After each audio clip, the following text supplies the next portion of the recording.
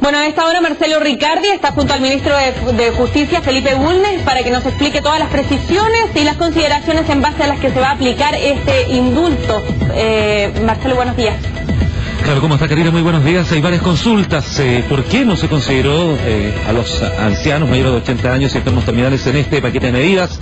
¿Quiénes son estos 9.000 reclusos que van a salir a las calles? Bueno, de eso vamos a conversar con el ministro de Justicia, Felipe Bulnes, que nos acompaña. ¿Cómo está, ministro? Buenos días. Buenos días. Bueno, precisar entonces, lo primero, ¿quiénes son los beneficiados con este paquete de medidas que ustedes están enviando al Congreso? Bueno, como bien salía expresado hoy en la nota, estamos haciendo aquí un cambio a la legislación, en el sentido de dejar de meter a preso en el futuro a personas que, por ejemplo, no pagan penas de multa. Esas personas en realidad no constituyen un peligro para la sociedad. Esas personas no son las que nos tienen atemorizados, mortificados en el día a día. No se trata de delincuentes violentos y peligrosos, sino que al contrario, son personas que pasan pocos días en prisión por deber una cantidad de dinero y que al final la estamos exponiendo absurdamente a que se transformen en lo que no son, delincuentes peligrosos. Por lo tanto, en el futuro no queremos seguir metiendo preso a ese tipo de personas. Lo mismo con aquellas personas que hayan cometido delitos menores y que estén condenados a penas inferiores a 1 año. Creemos que en este caso tiene mucho más sentido que en vez de tener en la cárcel aprendiendo formas delictuales, convirtiéndose en delincuentes peligrosos, en vez de estar ociosos y aprendiendo, ¿no es cierto?, solamente estas nuevas formas de crimen, que presten servicios a la comunidad, en definitiva, que le devuelvan a la sociedad, a través de su trabajo, el mal que le causaron. Ahí tenemos cerca de 5.000 personas y que lo que queremos en las cárceles, las queremos tener desocupadas para tener contenido y sancionando a los delincuentes peligrosos, los delincuentes que cometen hechos de sangre. Esas son nuestra preocupación y ahí es donde queremos poner el foco, la disciplina, el rigor y el control. Ahora, lo escuchamos también ahí, algunas críticas de distintos sectores, incluso del mismo oficialismo, pero quedémonos con una del senador Escalona, que decía que en el fondo se había prometido atiborrar las cárceles, tolerancia cero. Hay una incongruencia en el discurso que hizo el presidente en campaña con lo que ustedes están promulgando hoy o están contemplando en este paquete de medidas. Sinceramente no, porque lo que estamos hablando hoy día es de una política carcelaria inteligente, de evitar el contagio delictual, y nunca se dijo en campaña queremos meter preso a todas aquellas personas que no paguen las multas. De lo que hemos estado hablando es de aquellos delincuentes que le causan un problema a toda la ciudadanía, que son los que nos intimidan, y eso precisamente es lo que queremos tratar con mayor intensidad que nunca, y para eso queremos ocupar las cárceles. Y respecto a lo que decía el senador Escalona, la verdad es que está usando un eslogan como dando a entender que estuviéramos sacando a los delincuentes peligrosos, cuando él sabe perfectamente que estamos hablando del que no pagó la multa, o como pasó en el incendio de la cárcel de San Miguel, de una persona que vende CDs pirata. Yo no veo que la sociedad se vea mortificada porque saquemos a ese tipo de personas, o más bien las dejemos de meter a la cárcel. Y respecto a las críticas que hacen otros sectores de la Alianza, no es por lo mismo, sino porque no incluimos una legislación que buscaba establecer de manera permanente atender ciertos casos humanitarios de enfermos terminales que estaban próximos a expirar o a morir, lo mismo que ancianos mayores de 80 años, en tanto hubieran cumplido una parte de la pena y no hubieran sido condenados a presidio perpetuo. Y lo que estábamos regulando en estos casos no un indulto, sino que terminaran de cumplir sus penas en arresto domiciliario. No se generó el consenso respecto a esa medida y por lo tanto, como estamos construyendo política de Estado, construyendo acuerdos nacionales, por el momento no la hemos impulsado, pero en algún momento la sociedad va a tener que abordar estos casos humanitarios y esta legislación no estaba pensada para un grupo en particular, más allá que por el hecho que alcanzaba un militar y podía alcanzarlo, la concertación no se produjo el consenso para impulsarla. Claro, la misma diputada oficialista Cristi decía que se habían atemorizado ante las amenazas y gritos de la concertación. ¿Eso no es así? No, la concertación, que primero creo que en esto hay que ser cuidadoso, no amenazó ni tampoco gritó, sino que en una conversación que tuvimos en mi casa plantearon su reparo, su falta de convicción en cuanto a dar este paso. Nosotros no es que nos hayamos atemorizado, sino que, como decía anteriormente, creemos que esto hay que impulsarlo, estos cambios a la legislación penal hay que impulsarlos como una política país con amplios consensos.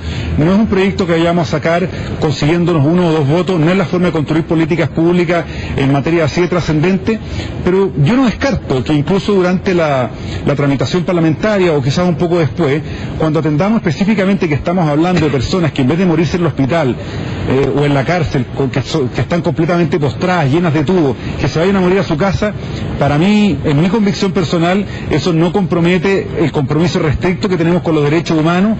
Eso es lo que nos distingue, ¿no es cierto?, a aquellas personas que han cometido violaciones a los derechos humanos o a aquellas personas que han cometido delitos violentos que hieren el alma nacional, es que nosotros le concedemos grados de humanidad que a ellos muchas veces, ¿no es cierto?, les faltó. Y es lo que nos hace mejor como sociedad.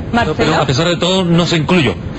No se incluyó y no va, pero no se descarta que en medio de esta discusión tal vez incluso pueda ser repuesto o si es propuesto por algunos de los parlamentarios. Si se producen los consensos, insisto que esta va a ser la política con la cual nos vamos a mover, si se entiende acabadamente el proyecto, nos damos cuenta que en realidad se trata de casos humanitarios que no comprometen en definitiva el compromiso y la sanción que corresponde a cualquier delito grave, no solamente violación de los derechos humanos, a lo mejor se genera ese consenso que todavía no estaba presente y a lo mejor terminamos tratando este tema.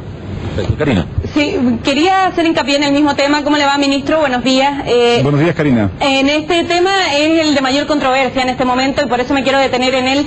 Eso quiere decir que puede haber parlamentarios o puede haber algún tipo de moción por parte del gobierno en medio de la discusión de este proyecto que reponga la posibilidad de que militares condenados por violaciones a los derechos humanos terminen siendo beneficiados por este indulto. Se lo pregunto porque usted deja abierta la posibilidad de que por enfermedad o por edad se pueda conceder este beneficio. Karina, hacer una precisión, nunca hemos planteado un indulto, lo que estamos hablando es de establecer nuestra legislación, como lo tienen también otros países, el arresto domiciliario para aquellas personas que se están muriendo o que son mayores de 80 años y no están condenados a presidio perpetuo. Claro, pero es un beneficio en el fondo, ¿no? Es una forma distinta de cumplimiento de pena, ha sido un beneficio, puede entenderse como eso, pero no es una forma de indulto. Y lo segundo es que si se genera un consenso, de hecho yo oí a algunas personas de la concertación que no tenían una negativa total, al contrario, en algún momento se mostraron abiertos a estudiar y eventualmente avanzar sobre el tema. Puede ser que ocurra, pero insisto, en esto el gobierno no va a salir a buscar 2, 3 votos para construir una mayoría precaria, una materia como esta, que insisto además no está dirigida a ningún grupo en particular, tiene que hacerse y construirse a partir de amplios consensos. Pero eso significa que el gobierno no lo va a impulsar durante la tramitación del proyecto. Si sale, si surge, se debatirá la posibilidad, pero el gobierno no lo va a impulsar. No, dentro del paquete de medidas no está incluido. Yo por algo convoqué a los distintos representantes de los sectores políticos antes de presentar los proyectos, le hice una revisión del listado de todas las medidas que queríamos impulsar y en esta se produjo diferencias, disenso, falta de un acuerdo y por lo mismo no la estamos incluyendo. Que el día de mañana se genere la posibilidad de rediscutir el tema, que con un mayor grado de reflexión a lo mejor nos demos cuenta que permitir a una persona morir en su casa en vez de una cárcel no cambia para nada el compromiso y el concepto de sanción a cualquier delito grave, no solamente las violaciones de derechos humanos, a lo mejor se da un espacio. Ministro, buenos días. Felipe. Sí, ministro, ¿cómo le va? Buenos días.